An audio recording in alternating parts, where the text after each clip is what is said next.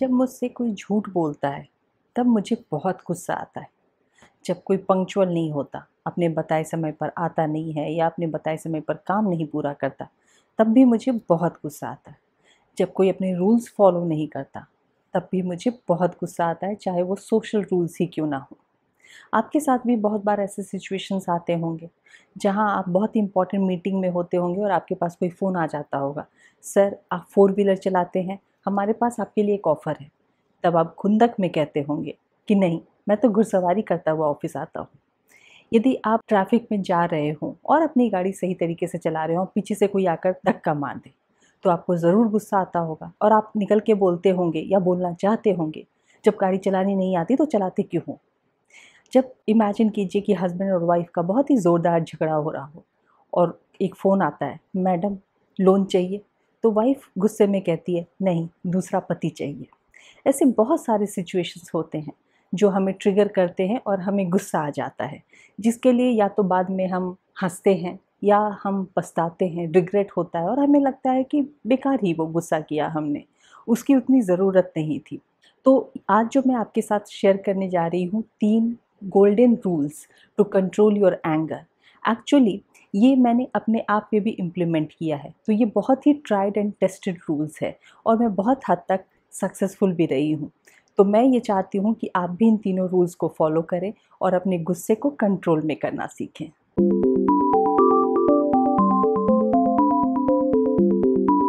First rule है अपने गुस्से को कंट्रोल करने की, और वो ये है कि डिले योर रिस्पॉन्स।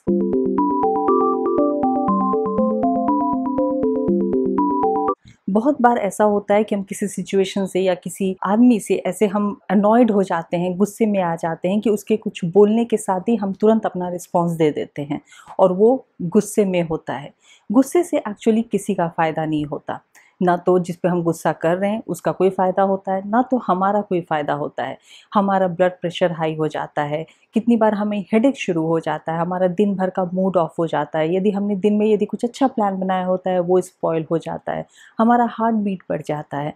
तो ऐसे बहुत सारी चीज़ें हो जाती हैं जो हमारे लिए भी अच्छी नहीं है। ऐसा नहीं है कि गुस्सा करना अच्छा नहीं है, लेकिन वो सही तरीके से चैनलाइज़ हो। गुस्सा करना तो कभी-कभी वो रिवॉल्यूशन ला देता है, या सच्चाई के लिए यदि आप खड़े हों और गुस्सा करें तो वो बहुत अच्छा होता है, वो अपना एंगर दिखाना। लेकिन छोटी-छोटी बातों पे, जो छोटी-छोटी बातें आपको ट्रिगर करती हैं, उससे जब हम गुस्सा हो जाते हैं तो उससे किसी का भी भला नहीं होता। तो इसीलिए डिले योर रिस्पॉन्स। जब भी आप ऐसे किसी भी चीज़ से ट्रिगर होते हैं, आपको गुस्सा आता है, तो अपने रिस्पॉन्स को थोड़ा डिले कीजिए। चाहे वो ऑफ़िस के ईमेल की वजह से हो, चाहे किसी के व्हाट्सएप मैसेज की वजह से हो। यदि मैं अपनी ही बात करूँ तो मैं एक न्यूमरोलॉजिस्ट हूँ और अभी कुछ दिन पहले ही मैंने एक 16 साल की लड़की का न्यूमरोलॉजी किया, न्यूमरोलॉजी रिपोर्ट बनाया। उसके ठीक 2 दिन के बाद उसकी मदर का मेरे पास मैसेज आता है कि प्रियंका, मेरी बेटी रात में जल्दी सो नहीं रही है, वो 2 बजे रात तक नेटफ्लिक्स देखती रहती है। मेरा इमीडिएट रिस्पॉन्स था, तो मैं क्या करूँ? मैं क्या आकर उसे लोरी गा के सुलाऊँ जल्दी, या मैं नेटफ्लिक्स को जाकर मैं कंप्लेन करूँ? तो ऐसे जब आप किसी भी चीज़ से ट्रिगर हो जाते हैं तो आपका इमीडिएट रिस्पॉन्स बहुत ही एंगर में होता है।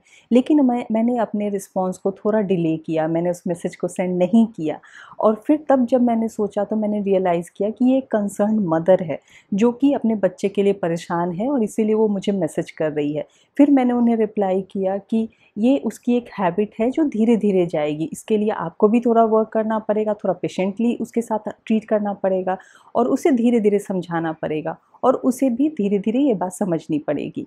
तो ऐसी बहुत सारी चीज़ें होती हैं जहाँ यदि आप इमीडिएटली रिस्पॉन्ड करते हैं तो वो मामला ख़राब हो सकता है, आप दूसरे को हर्ट कर सकते हैं, दूसरे की फीलिंग्स को हर्ट कर सकते हैं। इसीलिए बहुत ही सोच समझ के थोड़े अपने रिस्पॉन्स को थोड़ा डिले कर दीजिए और फिर आर्टिकुलेटली अपने रिस्पॉन्स को आप दूसरों के सामने रखिए।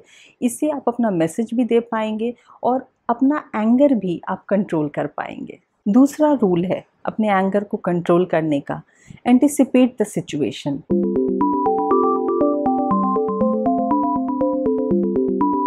पहले से समझ लीजिए कि किस सिचुएशन में आपको गुस्सा आता है या किस इंसान के सामने आपको गुस्सा आता है, किसी की कौन-सी हरकत से आपको गुस्सा आता है।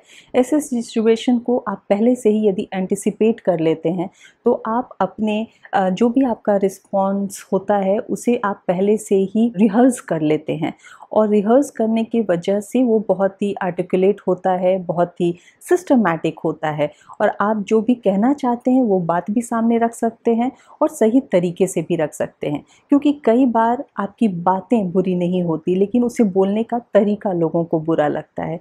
तो इसीलिए ये बहुत इम्पॉर्टेंट है कि अपने तरीके में सुधार लाइए, अपने लिए भी और दूसरों के लिए भी। तो अपने उस सिचुएशन को आप पहले से एनालाइज़ कर लीजिए, पहले से एंटिसिपेट कर दीजिए कि किस बात से आपको गुस्सा आएगा और आपका क्या रिस्पॉन्स होगा, उस चीज़ को आप पहले से ही रिहर्स कर लीजिए कि आप कैसे बोलेंगे। और जब आप सोच समझ के किसी बात को आप रिप्लाई करते हैं या रिस्पॉन्स देते हैं, तो वो उतना बुरा नहीं लगता, दूसरों को वो बात उतनी बुरी नहीं लगती, दूसरों को वो बात समझने में ज़्यादा वक़्त नहीं लगता।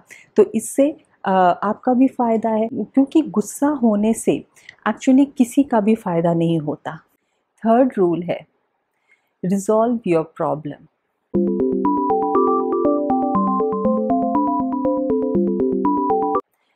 बहुत बार ऐसा होता है कि हमें किसी सिचुएशन से या किस प्रॉब्लम की वजह से या किस इंसान के किसी काम करने के तरीके से गुस्सा आता है, ये पता होता है।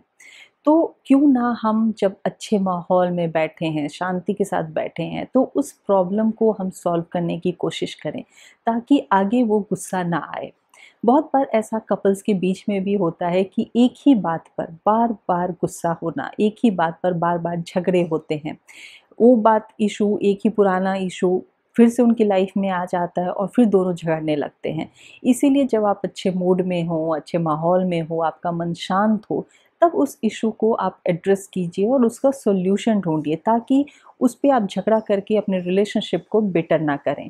इसीलिए ऐसी हमेशा कोशिश कीजिए कि अपने जो भी प्रॉब्लम्स हैं, जिसके बारे में आपको पता है कि उससे झगड़े होते हैं, आप गुस्से में आ जाते हैं, तो उस इश्यू को आप पहले ही सॉल्व करने की कोशिश कीजिए।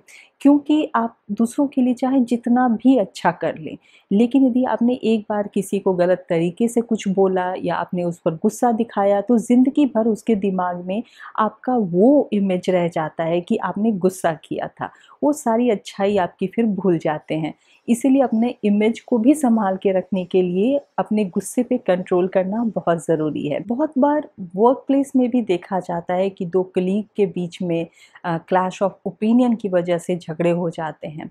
एक्चुअली क्लैश ऑफ ओपिनियन एक हद तक सही होता है, जहाँ की दोनों के अपनी-अपनी सोचने का तरीका अलग होता है, उससे कंपनी में प्रोग्रेस ज़्यादा होते हैं, न्यू आइडियाज़ ज़्यादा आते हैं। लेकिन जब वो क्लैश ऑफ ओपिनियन जब पर्सनल या इमोशनल लेवल पे जाने लगता है और जहाँ एचआर को इंटरवीन करना पड़ता है, वहाँ पे प्रॉब्लम शुरू हो जाती है, क्योंकि फिर वहाँ आपका थिंकिंग प्रोसेस बहुत क्लाउडेड हो जाता है। आपके प्रोग्रेस में हिंड्रेंस आने लगते हैं, कितनी बार आपको नौकरी छोड़नी पड़ती है या कंपनी आपको फायर कर देती है आपके गुस्से की वजह से। इसीलिए अपने गुस्से को चेक में रखना बहुत ज़रूरी है, चाहे वो आपकी पर्सनल लाइफ हो या आपकी प्रोफेशनल लाइफ हो। क्योंकि हम कभी भी एक दूसरे के साथ ऐसा नहीं है कि दूसरे की बात हमेशा हमें अच्छी लगे या हमारी बात दूसरे को हमेशा अच्छी लगे, लेकिन कहीं न कहीं एक बैलेंस बनाकर चलने की बहुत ज़रूरत होती है। तो इस तरह से ये 3 जो गोल्डन रूल्स हैं, इनको फॉलो करें और आई एम वेरी श्योर कि ये रूल्स आपको बहुत हेल्प करेंगे आपके एंगर को कंट्रोल करने में। लेकिन एक बात भी तय है कि ये एंगर आना, ये भी एक हैबिट है और ये भी धीरे-धीरे ही जाती है। तुरंत यदि आप कोशिश करेंगे कि एक दिन में ये आदत चली जाए, ऐसा नहीं हो सकता। आदत धीरे-धीरे बनती है और धीरे-धीरे ही जाती है। तो इसीलिए इस पर आप वर्क करना शुरू करें और नीचे कमेंट बॉक्स में मुझे लिखकर ज़रूर बताएँ कि आपको ये टिप्स कैसे लगे? आपने अपनी लाइफ में इसे इम्प्लीमेंट किया कि नहीं? और किया तो ये कितने हद तक वर्क कर रहा है? यदि आपके पास और भी ऐसे कोई भी टिप्स हैं अपने एंगर को कंट्रोल करने के लिए, तो नीचे कमेंट बॉक्स में लिखकर ज़रूर शेयर करें, ताकि उसे मैं भी इम्प्लीमेंट कर सकूं और अपने गुस्से को कंट्रोल कर सकूं। तो आई होप कि आपको ये वीडियो अच्छा लगा होगा, यूज़फुल लगा होगा। तो आप इसे व्हाट्सएप पे और फेसबुक पे ज़रूर शेयर करें अपने फ्रेंड्स और फैमिली के साथ और यदि अच्छा लगा तो लाइक बटन दबाएँ एंड यदि अभी तक आपने मेरे इस चैनल को सब्सक्राइब नहीं किया है, तो प्लीज़ इसे सब्सक्राइब करें and don't forget to press that bell icon to get the notifications. Thank you for watching.